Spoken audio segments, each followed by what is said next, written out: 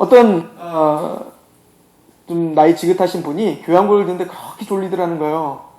그런데 그래도 이제 체면이 있으니까, 자기 체면이 있으니까 끝까지 눈을 부라리고 봤지만 끝내는 졸고 코까지 골았던 겁니다.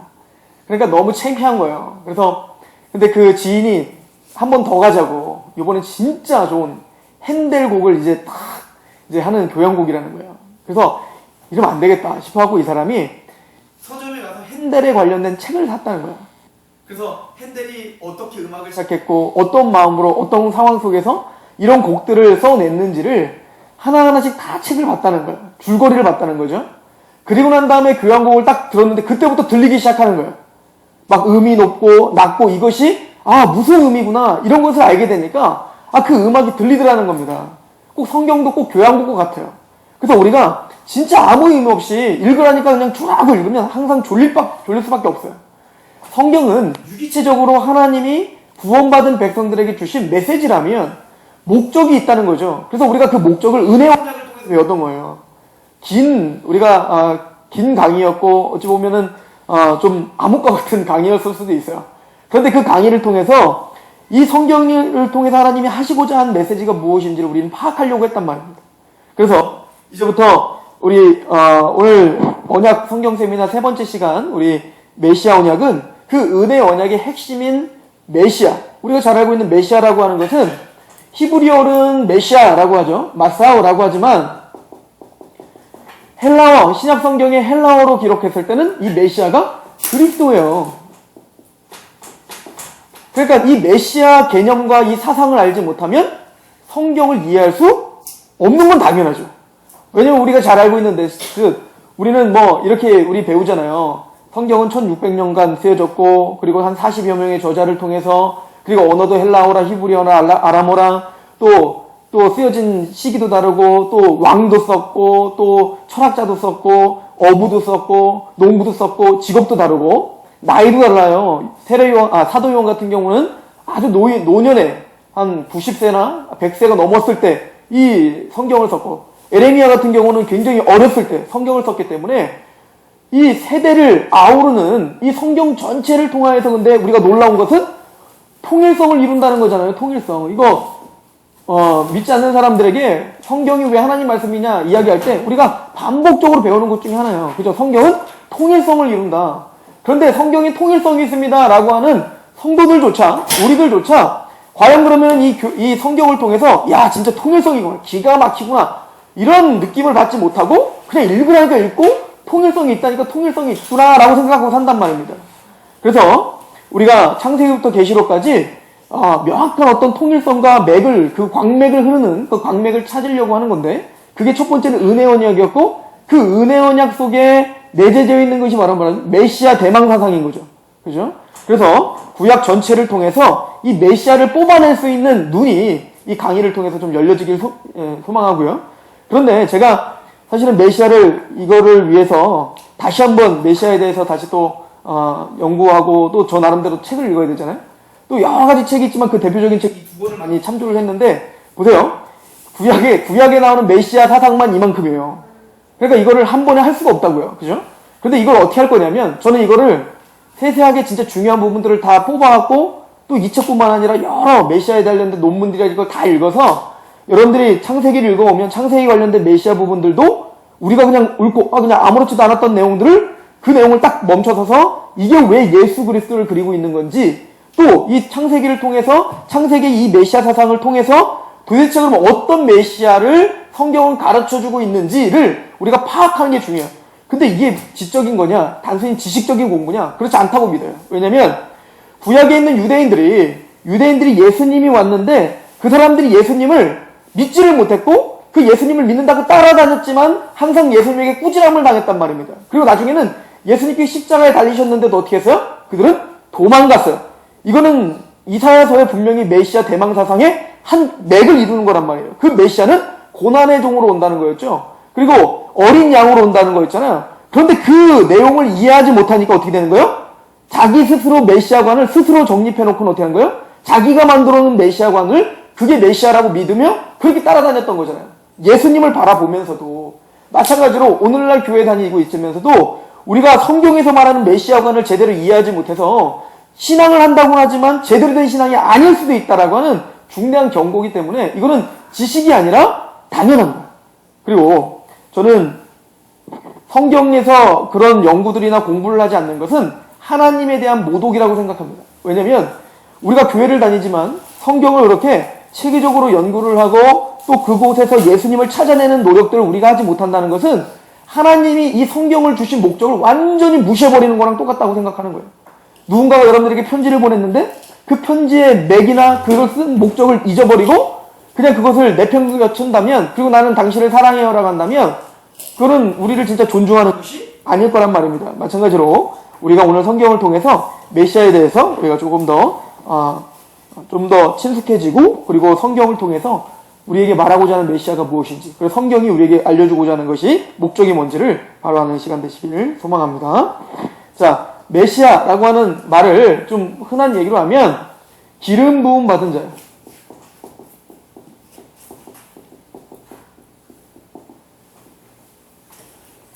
그런데 이 기름 부음 받은 자라고 하는 용어는 단순히 메시아, 우리가 말하는 메시아라고 하는 동의어는 아니에요. 그러나 파생된 언어거든요. 그런데 우리가 말하는 그리스도를 가리키는 메시아가 즉 이 기름 부음 받은 자라고 하는 그 용어를 구약에서 사용할 때 이게 무조건 예수님을 가리키는 건 아니에요. 그죠? 기름 부음 받은 자라고 하는 용어는 성경에 많은 사람들에게 기름 부음 받은 자의 용어를 썼다고요. 다윗도 기름 부음 받은 자였고 또 선지자들도 기름 부음 받은 자였고 아니 더 나아가서는 이방 민족이었던 고레스. 이 고레스가 구원 받았는지 안 받았는지도 몰라요. 이 사람이 정치적으로 하나님을 믿었던 거지 이 사람이 진짜 신앙을 했다. 이거는 우리는 알 수 없단 말입니다. 그런데도 고레스에게도 뭐예요? 기름 부음 받은 자라는 용어를 쓴다고요. 메시아라는 용어를 쓴단 말입니다. 그러니까 구약까지는 이 기름 부음 받은 자라고 하는 용어가 예수님 이렇게 말할 수는 없어요. 그런데 신약에 와서는 메시아, 그리스도는 정확하게 누구에게만 지칭이 되는 용어입니까? 예수님에게만 지칭이 되는 용어죠. 자, 이거를 보건대 구약 전체를 통하여서 구약 전체는 바로 나 예수 그리스도를 말하는 것이다 라고 이야기를 했으니까 우리 4페이지에 가보시면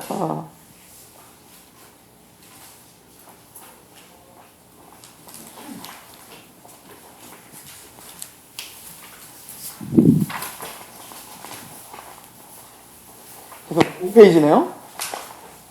5페이지에 가보시면 누가복음 24장 44절이 있습니다. 같이 한번 읽어볼게요. 시작. 또 이르시되 내가 너희와 함께 있을 때에 너에게 말한 바 곧 모세의 율법과 선지자의 글과 시편에 나를 가리켜 기록된 모든 것이 이루어져야 하리라 한 말이 이것이라 하시고 이에 그들의 마음을 열어 성경을 깨닫게 하시고 자 여기 보니까 모세의 율법, 선지자의 글, 시편 이거는 구약 전체를 가리킨다고 이야기했죠. 그 구약은 바로 누구를 가리켜요? 나 예수 그리스도를 가리킨다 라고 했고 45절에 이에 그들의 마음을 열어 성경을 깨닫게 하세요. 구약을 볼 때 하나님이 눈을 열어서 보이시면 누가 보인다는 거예요? 메시아 예수님이 보인다는 거예요. 그러면 그 메시아 뭐가 보일까요? 46절 또 이르시되 이같이 그리스도가 고난을 받고 제3일에 죽은 자 가운데서 살아날 것 즉 십자가와 부활이 보여야 돼요. 그래서 창세기를 보든 출애굽기를 보든 민수기를 보든 신명기를 보든 사무엘상하를 보든 거기에 예수님이 보여야 되고 뭐가 보여야 돼요? 십자가와 부활이 보여야 된단 말입니다. 이것은 제가 하는 얘기가 아니에요. 예수님이 직접 하신 말씀 아닙니까? 그러므로 우리는 성경을 통하여서 예수님 그리고 십자가 그리고 부활 그리고 더 나가서 뭐까지 우리가 봐야 되냐면 47절에 또 그의 이름으로 죄사함을 받게 뭐요? 죄사함 구원이라는 걸 봐야 돼요. 우리는 뭐 상록교회는 이걸 잘 보고 있으니까요. 그러나 좀 더 디테일하게 우리가 볼 겁니다. 이제 앞으로 죄사함을 받게 하는 회개가 예루살렘에서 시작하여 어디까지? 모든 족속에게 전파될 것. 즉 땅끝까지 이르러 하나님의 나라가 완성될 것. 하나님의 나라가 어떻게 확장될 것인가에 대한 것까지도 구약 전체는 이미 예언해놨다는 거예요. 모형으로 우리에게 다 말씀에 예표로 다 말해놨다는 것입니다. 그래서 우리가 성경을 볼 때 무미건조하게 보는 게 아니라 무미건조해 보이는 문맥일지라도 그곳에서 예수님이 보이고 십자가가 보이고 부활이 보이고 하나님의 나라가 보이고 죄사함이 보인다면 얼마나 역동적이게 성경을 볼 수 있겠습니까? 그런 눈을 여시게 하나님이 성령님이 우리 눈을 여신다면 우리 충분히 그렇게 성경을 힘있고 재미있게 그렇게 볼 수 있다고 믿습니다. 자, 우리가 기름 부음 받은 자가 메시아라고 했는데 이것을 우리가 반복적으로 몇 번 설명했기 때문에 제가 간단하게만 설명하고 넘어갈게요. 우리가 성경에 보면 메시아의 모형, 그래서 이 기름 부음 받았다라고 하는 것은 동사로도 활용할 때는 보통 뭐냐면 성물을 가리킬 때 많이 쓰죠. 뭔가 물건들을 하나님이 기름을 발라서 구별시킬 때 쓰잖아요. 그죠? 그래서 특히 성전에 있는 성막에 있는 물건들은 다 뭐요? 기름을 발라서 구별시켜요. 그래서 이 기름 부음을 받는다라고 하는 것은 성별의 의미가 있어요. 거룩하게 구별시킨다는 의미가 있죠. 그래서 우리 성도라고 할 때 뭡니까? 우리가 기름 부음 받은 자잖아요. 그죠? 구원받은 우리가 누구로? 성령의 기름을 부음을 받잖아요.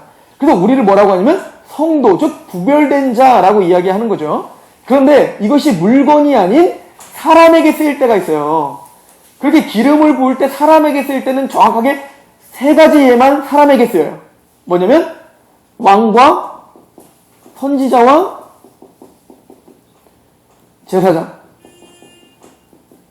왕과 선지자와 제사장에게 기름 부을 때만 사람에게는 이 세 직제에게만 기름을 붓게 돼 있단 말입니다. 이해가시죠? 그럼 우리가 보는 것은 구약 전체를 통하여 왕이 나오고 선지자가 나오고 제사장이 나온다면 그것은 다 누구를 가리키는 거예요? 바로 이 왕들과 선지자들과 제사장들 통해서 누구를 보여주고자 하는 겁니까? 바로 예수 그리스도의 모형들이 되는 거예요. 물론 왕들에는 하나님에게 흡족한 왕이 있어요. 다윗과 같이. 그런 왕은 뭐 당연히 예수님을 그냥 예표하죠. 그럼 하나님의 말씀에서 어긋난 왕들을 통해서도 뭡니까? 그런 왕은 예수 그리스도와는 멀어진, 그래서 예수님, 우리가 바라보는 메시아가 그런 분이 아니야라고 하는 그런 잘못된 그런 왕들을 통해서도 우리 메시아가 아니 어떤지를 정확하게 정리를 할 수가 있는 거예요. 자, 그러면 아까 예수님이 이런 얘기를 했죠. 모세의 율법과 시편의 글들, 그리고 선지자의 글. 이 모세의 율법은 우리가 잘 아는 것처럼 창세기, 출애굽기, 레위기, 민수기, 신명기, 그리고 이 시가서는 시편, 잠언, 전도서, 욥기까지. 그리고 선지자의 글은 두 가지예요. 우리가 말하는 역사서와 그리고 뭡니까? 선지서. 그래서 역사서에는 여호수아서, 사사기, 사무엘상하, 역대상하, 열왕기상하, 에스라서, 이 모든 것들이 뭡니까? 역사서고, 선지서는 우리가 아는 듯이 에레미야 이런 것들이란 말이에요. 자, 그러면 우리가 가만히 보면 이 모세 오경을 통해서는 물론 거기에 왕도 기록되어 있고 선지자도 기록되어 있고 제사장도 기록되어 있지만 이 세 개 중에서 뭐가 집중적으로 기록되어 있는 것 같아요? 제사장이 집중적으로 기록되어 있죠. 그죠? 그래서 참 제사장이 누구고 제사장이 하는 역할이 무엇이며 그 제사장은 어떻게 구별돼야 되는지에 대해서, 또 제사장을 통해서 어떻게 죄사함을 받는지에 대해서 정확하게 우리에게 알려주는 게 바로 모세 율법인 거예요. 그리고는 물론 이 역사서에는 선지자도 있고 제사장도 있고 왕의 이야기도 있어요. 그러나 이 역사서를 통해서는 뭐를 집중해서 설명하냐면 바로 왕을 집중해서 설명하고 있단 말입니다. 그래서 이제는 이 족장 시대에서 끝나서 이스라엘 백성들이 이제는 한 왕을 세워서 그 왕은 어떤 왕이어야 되는지를 신명기서부터 물론 설명하고 있지만 그 왕은 어떤 왕이어야 되는지 모델들을 우리에게 제시해주고 있단 말입니다. 그래서 왕으로서 메시아가 어떤 인품을 갖고 어떤 분으로 와야 되는지를, 어떤 통치권을 갖고 와야 되는지를 역사서에서 우리에게 이야기해주고 있단 말입니다. 선지서는 당연히 누구를 집중적으로 설명합니까? 선지자가 도대체 어떤 역할을 해야 되는가? 세상과 타협하지 않고 목숨을 걸고 어떻게 하나님의 말씀을 대언하는 것이 참 선지자인가를 설명해주고 있죠. 그래서 우리는 이 모든 성경 전체를 통해서 바로 왕이요, 선지자요, 제사장이신 누구? 예수 그리스도를 우리에게 설명해주고 있다는 것을 우리가 좀 배울 수가 있는 거예요. 우리는 이걸 삼중직이라고 하죠. 그래서 우리 이 삼중직을 정확하게, 이 삼중직은 누구를 가리키고 누구를 설명하는 겁니까? 바로 예수님을 설명한단 말입니다. 그래서 왕, 선지자, 제사장을 통해서 예수님이 설명되어져요. 그래서 우리가 보통 예수님을 예표하는 아주 중심 인물들이 있잖아요. 몇 명. 그 중에 우리가 흔히 잘 알고 있는 멜기세덱. 우리 예를 하나 들어봅시다. 멜기세덱이 있고 그리고 모세가 있죠. 멜기세덱이 있고 모세가 있어요.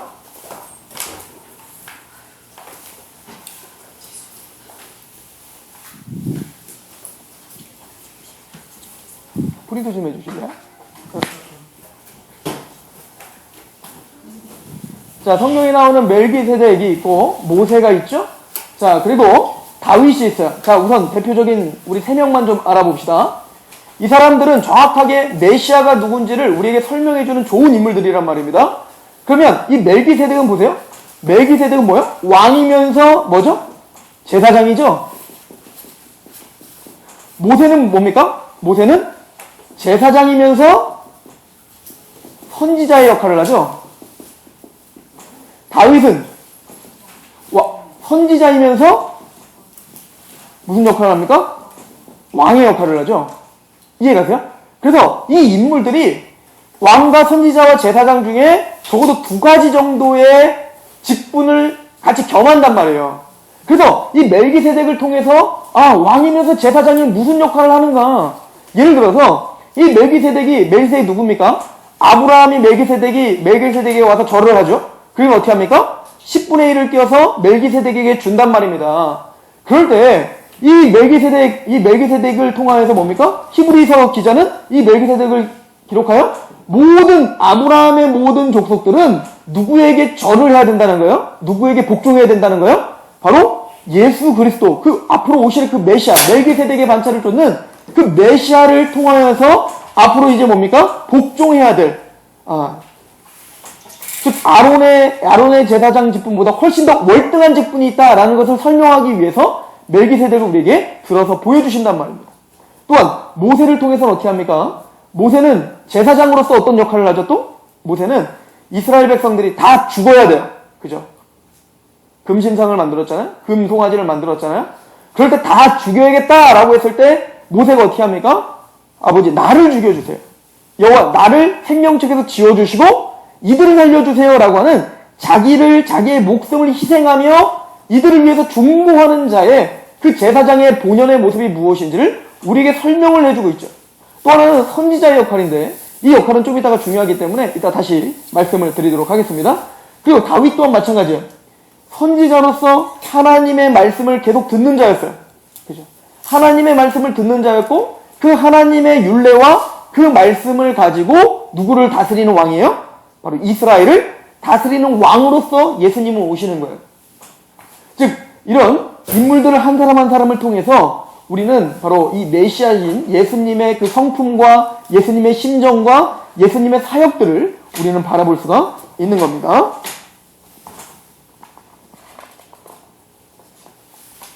자, 우리 넘어가셔서 우리 3페이지를 한번 가보세요.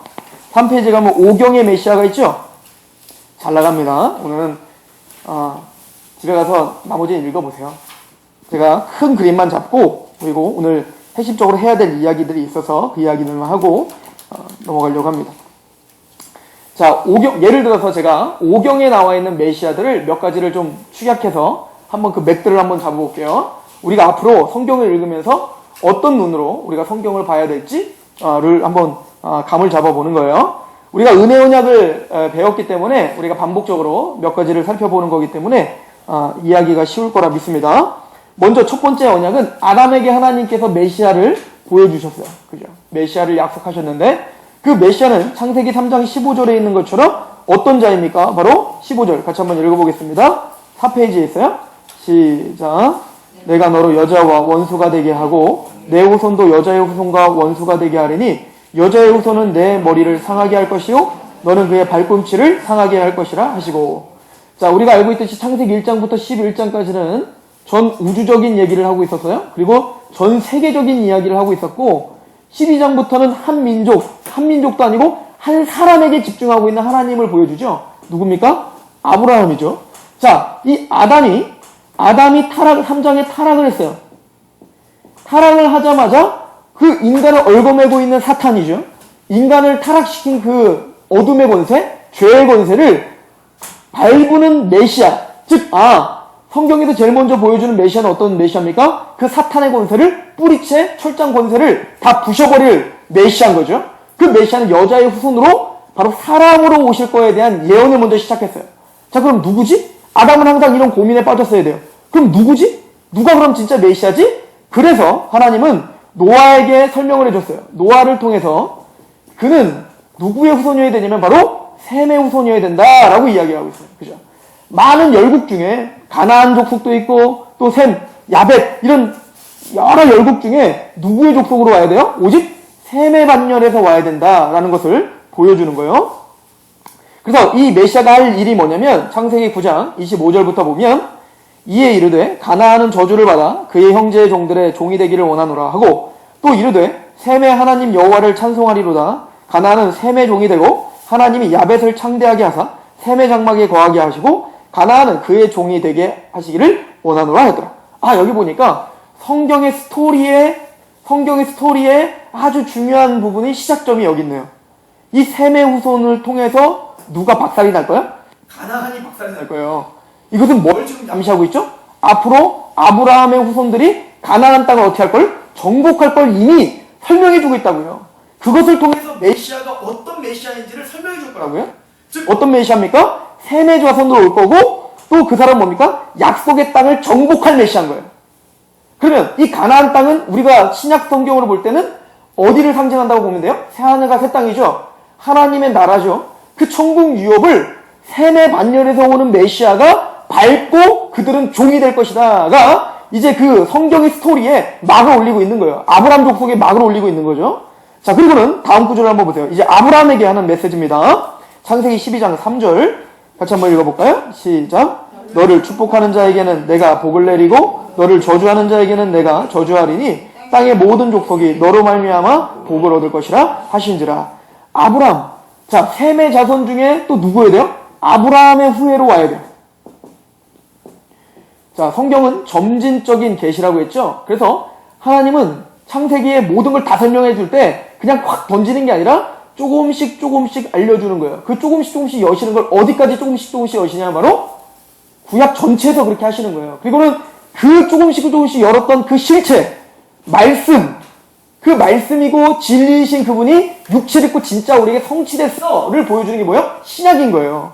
그래서 우리가 흔히 알고 있듯이 구약은 오실 메시아, 신약은 오신 메시아라고 하는 것은 그냥 뜬구름 잡고 그냥 이런 사람들이 셈과 노아가 그냥 예수 믿었나 보다 이게 아니라 그건 조금씩 발견되는 그 어떤 희미한 빛을 통해서 누구를 알아가기 시작하는 거예요? 예수님이 누군지를 알아가는 것. 이것이 바로 인류 역사예요. 그래서 인류 역사는 예수님을 알아가는 거예요. 예수님을 알면서 또 누구를 아는 거예요?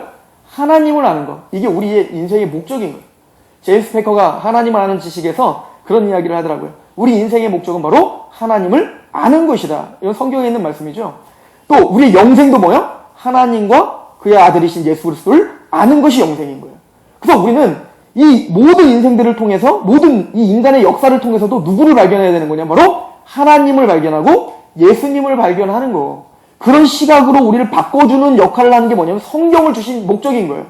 그러니까 이런 목적 없이 단순히 나에게 어떤 실제적인 어떤 복이나 나에게 어떤 실제적인 피부로 와닿는 것에만 현혹된다면 그건 성경을 성경답게 보지 못하는 거예요. 이 구속사의 역사를 발견하는 것 대단히 중요하다라고 합니다. 자, 그러면 아브라함의 자손으로 오는데 그 아브라함에게 약속한 건 뭐냐면 아브라함의 자손은 바로 뭡니까? 복을 줄 메시아인 거죠. 하나님이 원래 주고자 했던 복, 뭐를 생각하시면 되냐면 아담이 원래 창조되었을 때 하나님은 뭘 주셨어요? 복을 허락하셨죠. 생육하고 정복하고 다스리는 거. 즉 정복하고 다스리는 왕권의 복. 이것이 지금 죄 때문에 지금 깨지고 타락하고 없어졌는데 아브라함의 자손으로 오실 그 메시아를 통해서 그 복이 다시 어떻게 될 거예요? 회복될 거예요. 그게 회복될 뿐만 아니라 내가 그 메시아를 통해서 내가 회복될 뿐만 아니라 회복된 그 하나님의 백성을 통해서 또 어떻게 된다는 거예요? 복의 근원이 된다는 거잖아요. 그래서 이제는 그 복이 내가 회복되고 그 회복된 교회를 통하여 그 얻었던 세상들이 이제 뭡니까? 조금씩 더 회복되는 것이 확장되는 하나님의 나라가 임할 것에 대해서 보여주는 거예요. 게다가 아브라함에게 약속한 게 뭡니까? 그래서 내가 너를 통해서 복을 임하게 해야 되기 때문에 너에게 축복하는 자는 내가 축복하고 너를 저주하는 자는 나도 저주할 수밖에 없어 라고 하는 거죠. 즉 예수님께서 우리에게 그래 네가 복을 전하는 거야. 그럼 그 복이 뭐죠? 복음이야 라고 하죠. 그래서 뭐라고 합니까? 너는 나의 증인이 돼서 어디까지? 땅끝까지 이르러 나의 증인이 되라. 이것이 뭐요? 복의 근원으로서 살아라는 거예요. 그리고 뭐라고 합니까? 내가 너희와 끝날까지 함께 하리라. 이게 너에게 축복하는 자를 축복하고 저주하는 자를 저주하리라는 얘기고, 이걸 제자들에게 한 얘기는 뭡니까? 야, 너를 영접하면 나를 영접하는 것이고, 너를 영접지 않으면 나를 영접지 않는 거야 라고 하는, 난 너의 편이야. 네가 나고 나도 너야 라고 하는 연합을 이야기해주고 있는 거란 말입니다. 그래서 아브라함을 통해서는 복을 다시 회복시켜줄 메시아에 대해서 그 아브라함의 자손으로 와야 돼요. 우리가 잘 아는 듯이 누구를 통해서 또 와야 됩니까? 아브라함의 자손 중에 이삭, 그리고 누굽니까? 야곱이고, 야곱의 12아들 중에 누구를 통해서 와야 됩니까? 유다 지파로 와야 돼요. 그죠? 그래서 그 본문을 제가 한번 떼어봤어요. 우리 창세기 49장 10절입니다. 같이 한번 읽어볼게요. 시작. 주가 유다를 떠나지 아니하며 통치자의 지팡이가 그 발 사이에서 떠나지 아니하기를 실로가 오시기까지 이르시니 그에게 모든 백성이 복종하리로다. 그래서 메시아는 아브라함의 자손이면서 야곱의 자손이면서 유다 지파로 오셔야 되는데, 즉 뭘로 오실 거라는 거예요? 왕으로 오실 것이다. 왕. 그래서 모든 하나님의 백성들이 다 누구에게 복종하게 될 거예요? 이 하나님의 이 메시아에게 복종하는 자로 오요. 그래서 우리를 복종시킬 거예요. 하나님의 백성을 복종시키실 것이다 라고 이야기를 합니다. 그리고는 5번입니다. 발람. 민수기에 보면 발람이 예언을 하죠. 이 거짓 선지자가 메시아를 굉장히 정확하게 예언을 했단 말이에요. 어떻게 예언을 하는가? 민수기 24장 17절 시작. 내가 그를 보아도 이때 일이 일어나며 아니며 내가 그를 바라보아도 가까운 일이 아니로다. 한 별이 야곱에게서 나오며 한 규가 이스라엘에게서 일어나서 모압을 이쪽에서 저쪽까지 쳐서 무찌르고 또 셋의 자식들을 다 멸하리로다 라고 하죠. 그래서 이 발람을 통해서 메시아를 가르쳐준 건 어떤 이야기를 하고 있냐면, 한 별이 임할 것이다. 그래서 메시아를 뭐를 상징화해요? 별. 그래서 동방박사 세 사람이 뭘 쫓아왔어요? 별을 쫓아온단 말입니다. 이것이 왜 그냥 그 사람들은 과학을 연구했으니까가 아니라 성경의 메시아를 별을 상징했기 때문에, 그래서 별을 쫓아온 거예요. 그래서 뭐 하자는 겁니까? 아까 유다를 통해서는 뭡니까? 하나님의 백성을 통치하실 겁니다. 근데 더 나가서 발람을 통해서 뭐요? 이방까지도 정복할 메시아를 설명하고 있는 거예요. 그 메시아는 단순히 하나님의 백성에서 태소리 짓는 게 아니라 그분은 뭐요? 모든 이방들도, 모든 전 세계의 모든 이방들도 다 복종해야 될 왕이다 라고 하는 것을 발람을 통해서 선포하는 거예요. 지금 조금씩 예수님에 대해서 명확하게 우리에게 설명해주고 있죠. 그리고는 모세가 아주 중요한 메시아 예언을 하나 합니다. 우리 신명기 18장 18절 같이 한번 읽어볼까요? 시작. 그들의 형제 중에서 너와 같은 선지자 하나를 그들 위하여 일으키고 내 말을 그 입에 두리니 내가 그에게 명령하는 것을 그가 무리에게 다 말하리라. 그런데 그 메시아는 어떤 메시아가 되냐면 단순히 자기 멋대로 통치하는 메시아가 아닌 거예요. 그래서 그걸 상징적으로 뭘 보여줬냐면 사울 왕과 다윗 왕을 통해서 보여주는 거예요. 사울 왕, 원래는 하나님 왕을 세우려고 했어요. 그죠? 그래서 신명기에 보면 너희가 가나안 땅에 들어가면 왕을 세우게 될 터인데 라고 하면서 왕이 어떤 모습을 갖고 있어야 되는지 신명기 율법으로 이미 다 정해놨다고요. 그래서 이제 사사기가 끝나고 이미 하나님 왕을 세울 걸 다 준비해놨는데 그걸 못 참고 이스라엘 백성들은 어떻게 하는 거예요? 자기들이 욕심에 맞는 왕을 세우려고 했단 말입니다. 그 결론이 누구였냐면 사울이었던 거예요. 근데 하나님은 그걸 허용하시죠. 허용하시는 이유는 뭐죠? 한번 뜨거운 맛 좀 보라는 거예요. 너희들이 추구해서 너희들이 세운 왕이 얼마나 형편없는지를 보여주는 거예요. 즉 우리가 세운 메시아는 우리의 사고와 우리의 욕심을 가지고 만들어진 메시아가 우리를 얼마나 황폐케 하는지 하나님은 사울을 통해서 보여주고 있는 거란 말입니다. 그래서 하나님은 사울을 폐위시키고 누구를 합니까? 하나님의 마음에 맞는 자, 성경의 기록입니다. 하나님의 마음에 맞는 자 다윗을 세우는 거예요. 그래서 이 왕은 단순히 메시아는 이스라엘을 통치하고 전 세계를 통치할 건데 그냥 자기 멋대로 통치하는 게 아니라 뭐예요? 선지자로서의 통치예요. 즉 하나님의 마음과 하나님의 말씀을 정확하게 이해해서 그 율례대로 우리를 통치하실 왕인 거예요. 이게 바로 메시아의 특징인 거예요. 자, 그런데 우리가 이 부분은 좀 짚고 넘어가려고 합니다. 왜냐면 성경 전체를 바라보는 시각이 여기에 담겨있기 때문에 그런데, 자, 다시 한번 말씀드립니다. 아까 모세율법이 있고, 구약, 그리고 역사서, 그리고 시가서, 그리고 선지서. 이렇게 기록이 되어 있죠? 그러면 신약 성경은 어떻게 기록이 되어 있습니까? 복음서가 있고,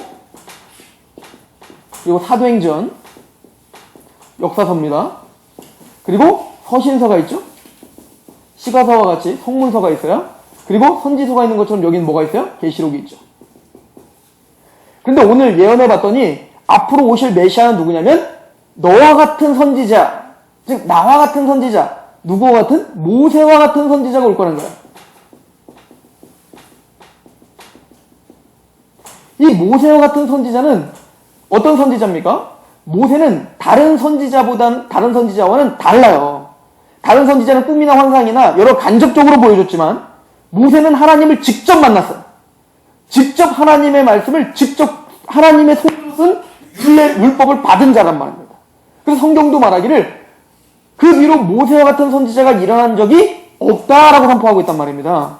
그럼 모세 같은 선지자는 뭐예요? 하나님의 율법을 명확하게 받은 자죠. 그래서 이 모세의 율법은 단순히 모세의 율법 이 5권으로만 중요한 게 아니라 모든 나머지 성경에도 굉장히 중요한 거예요. 왜냐면 역사서도 그렇고 시가서도 그렇고 선지서도 그렇고 다 뭡니까? 이 율법에 종속되어 있어요. 모세가 받은 그 계시에 모든 성경들이 다 종속되어 있단 말입니다. 무슨 얘기냐면 쉽게 얘기해서 이 역사서를 보면 왕들 이야기가 나와요. 그러면 이 왕들은 정확하게 뭡니까? 하나님의 율법을 지키는 왕과 하나님의 율법을 무시하는 왕으로 나눠진단 말입니다. 선왕이냐, 좋은 왕이냐, 나쁜 왕은 경제를 얼마나 발전시켰냐, 아니면 얼마나 나라를 부강하게 만들었냐, 이런 것으로 보이지 않다고. 아합왕, 이런 왕은 굉장히 부강하게 만들고 부자로 만들었다고요. 그럼 하나님은 아합왕은 어떤 왕으로 만들어요? 그는 악한 왕이었고 나쁜 왕이었다고요. 그런데 그러니까 이 역사서는 뭘 기준으로 기록되고 있는 거예요? 바로 하나님의 율례, 모세가 받은 율법, 이 모세오경을 중심으로 뭡니까? 이 역사서가 기록되어 있는 거예요. 또한 선지서도 마찬가지죠. 선지자가 하나님 앞에 직통계시를 받아 전파했지만 그 직통계시라고 하는 것은 이 모세율법을 떠난 게 아니란 말이에요. 모세율법이라고 하는 테두리가 있다면 그 안에서 계시를 받아 선포한 거예요. 지금 무슨 얘기냐면 이 이사야가 선포했던 것도 뭡니까? 너희들이 지금 하나님의 율례에서 지금 떠났지 않냐. 그러니까 하나님은 너희들을 저주할 수밖에 없어. 바벨론에 끌고 갈 수밖에 없어. 라고 뭘 기준으로 자꾸 선포해요? 모세의 율법을 기준으로 선포하고 있단 말입니다. 마찬가지로 모세와 같은 한 선지자는 단순히 환상을 보고 계시를 보는 그런 선지자가 아니라 다른 계시, 완전히 율법보다 더 월등한 뭔가를 받는 선지자를 말하는 거예요. 그래서 모든 역사가 그 말씀에 의해서 주관되고 모든 성경이 그 말씀에 의해서 쓰여져야 되는 거예요. 그게 누굽니까? 바로 예수님이신 거예요. 그래서 이 복음서는 뭡니까? 그 선지자가 바로 예수님이야를 설명하는 게 복음서고 또 예수님이 산상수훈이나 여러 말씀들 하나님의 나라의 복음을 전파할 때 바로 그것이 뭡니까? 새 언약인 거예요.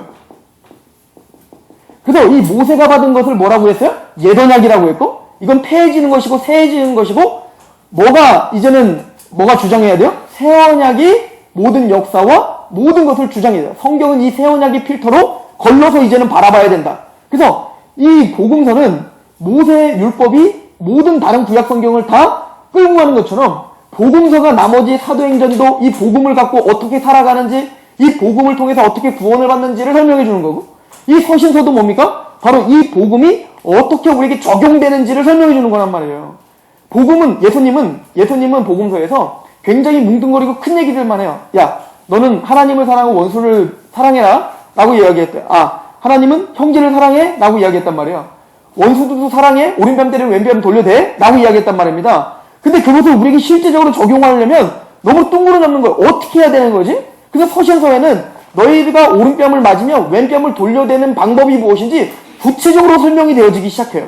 그래서 너희가 교회 안에서 어떻게 해야 되는지 또 너희가 국가와의 관계에서는 어떻게 해야 되는지 또 너희가 가정에서는 어떻게 해야 되는지 이런 우리의 모든 삶의 터전에 있어서 우리가 정말로 복음의 사람이라면 어떻게 살아야 되는지 예수님의 말씀을 우리에게 어떻게 적용해야 되는지를 우리의 수준에 맞춰서 선포해 주는 거. 예수님의 그 산상수나 하나님의 말씀을 우리에게 더 세분화돼서 구체화돼서 우리에게 알려준 게 뭐야? 서신서인 거예요. 그러니까 이 서신서는 다 어디에 얽매요? 복음서에 얽매이는 거예요. 그래서 복음서를 이해해야 서신서도 이해되는 거예요. 또 반대로 서신서를 통해서 복음서를 또 봐야 복음서를 더 잘 이해할 수가 있는 거고요. 그렇게 유기체적으로 연결이 되어 있고 마침내는 요한계시록을 통해서 선지서도 마찬가지예요. 이 요한계시록도 사도 요한이 딴 얘기를 한 게 아니라 어디에 집착해서 설명하는 거예요? 예수님이 알려주신 것에 집착하여 선포한 거란 말입니다. 다른 계시가 아니란 얘기인 거예요. 그래서 모세와 같은 선지자는 즉 이 모든 성경의 핵을 이루는 선지자인 거죠. 그 선지자는 바로 예수님이에요. 그런데 히브리서에 뭐라고 합니까? 모세와 같은 선지자긴 한데 모세보다도 훨씬 월등하다는 설명해 주는 거예요. 그래서 모세는 종으로서 충성했지만 예수님은 뭘로 충성했다는 거예요? 아들로서 충성했다라고 하는 것이고, 또 모세보다 또 이 선지자들은 다 누구에게 계시를 받았어요? 천사들을 통해서 계시를 받았잖아요. 그러니까 누구보다도 그 천사들보다도 훨씬 더 월등하신 분이다 라고 하는 것을 히브리 기자는 이야기하고 있는 거예요. 그래서 우리는 이런 어떤 성경에 기록되고 있는 것과 이 신약, 그래서 우리가 보면 너무 재밌어요. 이 복음서에서 기록된 예수님의 행적들을 쭉 따라가 보잖아요. 그럼 뭐와 방불 아니면 모세가 이스라엘 백성들을 이끌고 광야에서 쭉 걸어갔던 그 모습을 다시 예수님께서 재현하고 돌아다니신단 말이에요. 만나 내추라기를 먹이신 것처럼 예수님이 오병이어를 한단 말이에요. 또 반석이 쳐서 거기서 물이 난 것처럼 뭡니까? 나는 생수다, 나는 생명수다라고 하는, 그래서 그 사마리아 여인에게 물을 나눠주는 이야기를 한단 말입니다. 이렇게 예수님의 그 행적들은 정확하게 모세가 따라갔던 그 행적들을 다시 되풀이하며 그 모세보다 월등했던 그 메시아가 여기 왔다라고 하는 것을 선포해주고 있는 거예요. 자, 그러면 우리가 이런 이야기들을 제가 지금은 간단하게만 이야기했지만 이런 이야기들을 이제는 11월 마지막 주부터 우리가 세세하게 하나하나 짚어갈 거예요. 그래서 우리가 창세기를 통해서 여러분들이 창세기를 읽어오시면 거기에 우선 제가 창세기 강해를 할 거예요. 개관을 할 거예요. 창세기는 어떤 내용들이 있을 것이고 그 내용들 중에 우리가 미처 빠지고 읽었던 것들, 그 중에 핵심적으로 우리가 이것만은 반드시 알아야 되는 사건들을 제가 짚어드리고, 그 사건들 중에 그게 어떻게 예수님을 가리키는 거고 그 예수님의 어떤 사역을 가르치고 있는지를 우리가 살펴볼 거예요. 자, 그러면 이런 것들이 우리에게 무슨 의미가 있냐라고 하는 것을 좀 물어볼 필요가 있어요. 아까 오전에 집사님이 저에게 이런 질문을 하더라고요.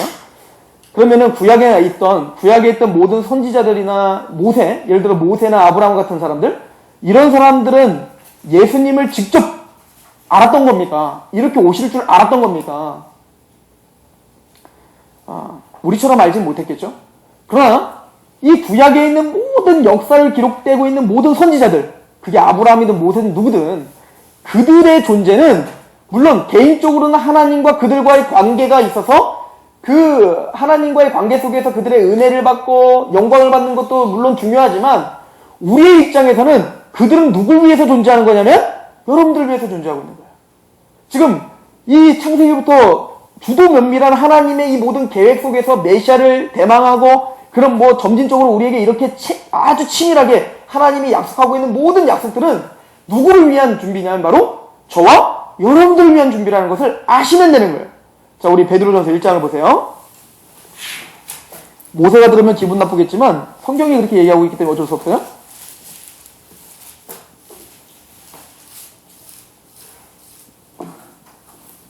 베드로전서 1장 9절을 보십시오. 믿음의 결국 꼭 영혼의 구원을 받음이라. 그죠? 구원입니다. 복음입니다. 10절. 이 구원에 대하여는 너희에게 임할 은혜를 예언하던 선지자들이 연구하고 부지런히 살폈어요. 이 아브라함, 이삭, 이 야곱, 이런 사람들이 얼마나 연구하고 부지런히 살폈겠습니까? 이렇게 치밀한 하나님의 계시를. 그런데 이것이 11절에 보니까 자기 속에 계신 그리스도의 영이 그 받으실 고난과 후에 받으실 영광, 그들도 연구해서 아브라함도 그렇고 이사야도 그렇고 다 뭐를 상고했다는 거예요? 메시아가 앞으로 받을 고난, 십자가와 부활. 그러니까 우리가 성경을 통해서 선지자들이 연구하고 결론을 내렸던 그 고난과 영광을 같이 바라봐야 되는 거예요. 그리고 뭐라고 합니까? 증언하면 누구를 또는 어떠한 때를 지시하는지 상고했죠. 그래서 여러분들이 지금도 보면 알겠지만 성경이 얼마나 치밀하게 메시아를 지금 대망하고 있는지 보여지고 있죠? 그런데 이게 누굴 위한 거예요? 12절.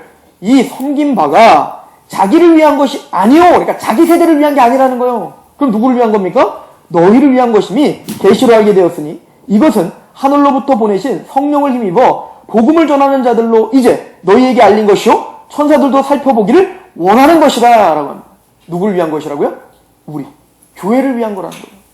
그러니까 구약을 통해서 지금 이 십자가와 부활을 연구하고 하나님 나라를 연구하는 것은 우리가 당연히 해야 될 일인 거예요. 왜냐면 하나님이 우리 보라고 이거 쓴 거라니까? 아브라함 보라고 쓴 게 아니야. 이삭 보라고 쓴 게 아니에요. 이 기사를 통해서 누가 보고 감격하라고? 우리 보고 감격하라는 거예요. 얘들아, 너희가 창세전에 택함받았다는 거 성경을 통해서 배웠지? 내 아들을 희생시키며 너희를 구원시키며 배웠지? 그것을 위해서 내가 얼마나 긴 역사 속에서 치밀하게 준비했는지 보이니? 너희는 그런 존재란다. 그래서 나중에 바울은 고린도후서에 또 뭐라고 합니까? 모세의 영광보다 누구의 영광이 더 크다는 거예요. 우리의 영광이 더 크다는 거예요, 바울이. 왜요? 하나님의 모든 집중하시는 은혜가 폭격이 어디에 가해져 있냐면 지금 은혜의 시대, 즉 구원의 때, 지금 가해지고 있기 때문에 그런 것입니다. 그러므로 우리는 모세나 아브라함과 다윗을 부러워할 게 하나도 없는 거예요. 왜냐면 실상은 누가 누구를 부러워해야 돼요? 아브라함이 서기석 집사님을 부러워하는 거예요. 근데 그걸 우리만 인정 못하고 있는 거예요. 누구도 인정하고 있죠? 천사들도 살펴보기를 원하는 거라잖아요. 근데 우리는 천사들은 이미 다 알고 있어서 우리의 모습을 통해서 우리의 변화되는 걸 통해서 천사들은 지금 감격하고 있는데 우리는 그것을 이해하지 못해서 우리만 바보처럼 감격을 하지 못하고 있는 거예요. 하나님께 영광을 돌리지 못하고 있는 거예요. 그래서 우리가 성경을 통해서 하나님을 아는 거, 하나님이 우리에게 행하신 거, 이 메시아를 아는 거, 이것은 너무너무 중요해요. 이거 자체가 예배가 되는 거예요. 여러분들 한번 생각해 보세요. 여러분들이 박근혜 대통령을 좋아하건 안 좋아하건 박근혜 대통령을 개인적으로 만났어요. 개인적으로 만나서 박근혜 대통령과 한 3박을 같이 한 거야. 3박 4일 동안 같이 나누면서 개인적인 얘기를 한 거야. 박근혜 대통령이 뭘 좋아하고 사실은 어떤 상처가 있었고 박정희 대통령 그 아버지 때문에 내가 이것 때문에 슬펐는데 이 국민들이 이것 때문에 너무 힘들어했고 막 울면서 막 여러분들 앞에서 모든 하소연을 한다고 생각해보세요. 휴가 내갖고 나 만나려고 휴가 내고 여러분들한테 그 모든 걸 토했다고 생각해보세요. 그럼 여러분들은 저보다 박근혜 대통령 훨씬 더 잘 알겠죠? 그러면 여러분들 어떤 마음이 들겠어요? 막 뿌듯하지 않겠어요? 뭔가 그 대통령을 내가 개인적으로 안다는 것이 자랑스럽지 않겠어요? 그것이 막 내가 그냥 똑같은 삶을 살더라도 그냥 이게 막 내 마음에 막 북돋는 그런 어떤 기쁨이 생기지 않겠어요? 하물며 하나님을 우리가 그렇게 안다면, 근데 하나님은 우리에게 지금 그렇게 알으라는 거예요. 말씀을 통해서 그 하나님이 누구시고 너희에게 어떤 영광을, 너희에게 어떤 기쁨을, 너희에게 어떤 은혜를 줬는지를 좀 알으라는 거예요. 뭘 통해서? 말씀을 통해서. 그래서 복음을 전하는 자를 통해서 너희에게 일러줬다라는 거잖아요. 그래서 제가 뭔가 여러분들에게 이야기하고 있는 거잖아요. 그래서 여러분들이 말씀을 통해서 그 하나님을 배워가셔야 돼요. 그게 실제적인 문제라니까요. 그래야 여러분들의 그 삶 속에서 전혀 뜬구름 잡는 얘기인 것 같은데 그렇게 하나님을 알기 시작하면 여러분들의 삶이 힘이 있어진다는 거예요. 이게 성경의 가르침인 거예요. 이제 그래서 한 달 동안 여러분들이 창세기를 읽으십시오. 이번만큼 한번 읽어보세요. 그래서 같이 일독하자는 거예요. 일독도 그냥 일독이 아니에요. 그냥 읽는 게 아니라 맥을 잡아드릴 거예요. 그래서 우리가 맥을 잡아가면서 예수님을 발견하면서 하나님이 우리에게 행하신 일들을 좀 발견하면서 우리가 성경을 통해서 하나님을 더 알게 되고 그리고 그 하나님을 아는 것 때문에 말할 수 없는 그 감격 가운데 그렇게 은혜를 누리시길 소망합니다. 모르겠어요. 저는 그래요. 제가 다시 이 말씀을 준비하기 위해서 여러 책들을 좀 봤어요. 여러 책들도 보고 그에 관련된 성경 구절도 읽고 또 제가 요즘에 사무엘상하를 읽고 있잖아요. 여러분들 지금 우리 묵상표에 사무엘상하가 있고 새벽기도가 계속 사무엘상하를 설교하고 있으니까. 근데 이 사무엘상하를 계속 읽는데 이제는 이 메시아의 관점, 구속사의 관점으로 성경을 읽다 보니까 다윗의 그 한마디, 다윗의 고난, 다윗이 또 누구를 용서하는 것, 또 다윗이 그 고통 속에서 많은 대적 가운데 힘들어하고 있는 모습, 이 모든 모습을 통해서 누가 자꾸 보이냐면 예수님이 보이는 거예요. 그리고 이 복음서에 기록된 예수님이 자꾸 내리에 스치는 거예요. 다윗의 그 울부짖음이 예수님의 울부짖음인 것 같아요. 다윗이 그 무모세를 용서하는 게 꼭 예수님이 나를 용서하고 있는 모습으로 자꾸 이게 오버랩돼서 보이는 거예요. 그런데 이거 나랑 실제적인 삶과 전혀 연관 있는 삶이 아니잖아요. 네가 하는 일 오늘 내가 복 줄게 이런 메시지 아니란 말입니다. 그런데 그 말씀을 보고 있는데 그냥 하나님의 말씀 앞에 혐오해지는 거예요. 나랑 실제적인 삶이 아닌데 그 하나님과 예수님을 만나니까 그 예수님이 하신 일들을 성경을 통해서 만나니까 그냥 내가 겸허해지는 거예요. 내가 목회자로서 어떻게 해야 되지? 내가 목회자로서 성도들에게 무엇을 전파해야 되지? 내가 목회자로서 오늘 어떤 삶을 살아야 되지? 내가 목회자로서 도대체 오늘 어떻게 해야 되지가 구체적으로 너 뭐 해라 율법주의로 뭐 기도해라 말하라 이게 아니에요. 그게 아니라 그 복음에 압도돼서 그냥 내가 뭐 해야 될지를 그냥 알겠는 거예요. 이해가십니까? 저는 그게 말씀의 힘이라고 생각해요. 하나님은 그런 어떤 그 압도하는 은혜 가운데 송두리째 잡혀서 끌려가는 삶, 하나님은 그 삶으로 우리를 초청해 주신 거예요. 무미건조한 삶을 위해서 우리를 불러주신 거 아닙니다. 하나님 앞에, 그 말씀 앞에 서실 때 하나님 반드시 여러분들의 눈을 열으셔서 예수님을 만나게 하실 줄을 믿습니다. 그 만남을 통해서 여러분들 인생이 변화되고 또 하나님을 쫓아가는 삶의 목적이 다시 확고해지길 소망합니다. 기도하겠습니다.